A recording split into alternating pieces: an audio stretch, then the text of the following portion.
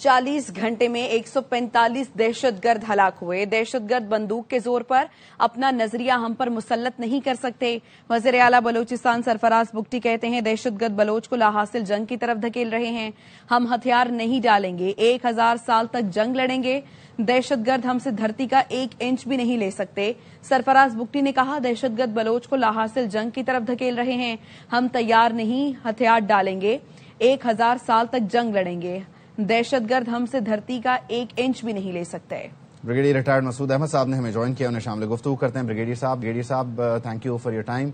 यकीनी तौर पर कल के जो वाकयात हैं उसमें जो कानून नाफिज करने वाले इदारे हैं, सिक्योरिटी एहलकार हैं, उनकी कामयाबी हमेशा याद रखी जाएगी। और आज उसी रिजॉल्व का रिफ्लेक्शन था सीएम बलोचिस्तान की प्रेस कॉन्फ्रेंस में कि 1000 साल तक भी लड़ना पड़ा तो लड़ेंगे। ये मुज़ाकरात वाली बात और बलोच हुकूक की जो बात है, इस पर किसी सूरत जो है वो सरेंडर नहीं किया जाएगा।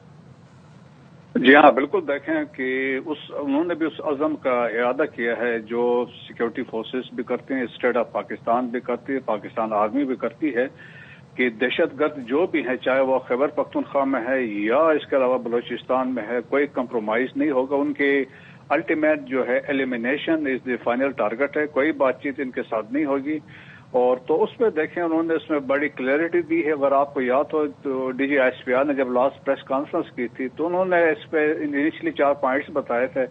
उसमें एक पॉइंट था नेशनल क्लैरिटी की बात की थी। और नेशनल क्लैरिटी मीन्स कि पाकिस्तान में पाकिस्तानी अवाम को पता है कि पाकिस्तान में क्या मसाइल है, पाकिस्तान में दहशतगर्दी कहाँ से हो रही है, सोर्स कहाँ पे है और कहाँ कहाँ क्या कुछ हो रहा है और पाकिस्तान का रिस्पांस क्या है। सो देयरफॉर जो कौम है, चाहे पूरी वो सिक्योरिटी फोर्सेस के साथ हैं और स्टेट ऑफ पाकिस्तान के साथ है, और जिस तरीके से देखें, जिस तरीके से हमने रिस्पॉन्ड किया है, जो कल के वाकयात हुए हैं, जो बिल्कुल प्लान थे, दे वर कोऑर्डिनेटेड। और ये देखें, इस तरह जब वाकयात होते हैं तो ये दहशतगर्द खुद नहीं करते, बैठी है इस केस में रहा है, उनकी सारी प्लानिंग थी।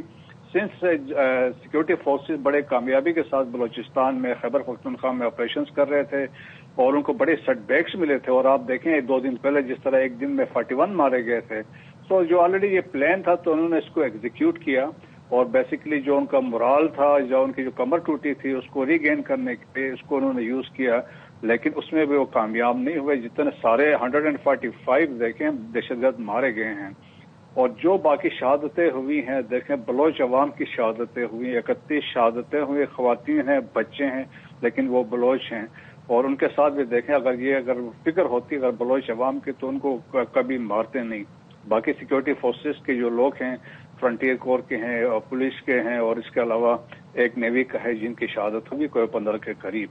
सो एक और जो पॉइंट जो डीजी एसपीआर ने उस पर बात की थी कि नेशनल रिजॉल्व जो हमारा जो है दैट इज वेरी क्लियर कि हमने इनको एलिमिनेट करना है, कोई कंप्रोमाइज नहीं करना। सो मैसेज हमारा बड़ा क्लियर है पाकिस्तान का कि पाकिस्तान इस पर कंप्रोमाइज नहीं करेगा। यकीनन देखें जिन्होंने उसको फैसिलिटेट किया है, जहां से उन्होंने ये प्लानिंग हुई है, और उनका भी हिसाब किताब यकीनन लिया जाएगा, उनको भी माफी नहीं दी जाएगी। यकीनी तौर पर उनको भी माफी नहीं दी जाएगी। बहुत शुक्रिया ब्रिगेडियर साहब, thank you for your time.